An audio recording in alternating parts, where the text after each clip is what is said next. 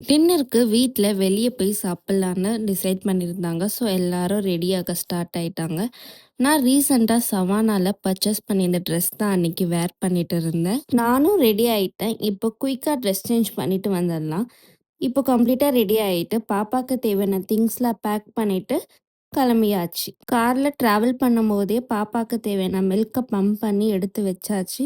But body reach ஆகுறதுக்குள்ள ரொம்ப நேரம் ஆயிடுச்சு. ரொம்ப டிராஃபிக்கா இருந்தது.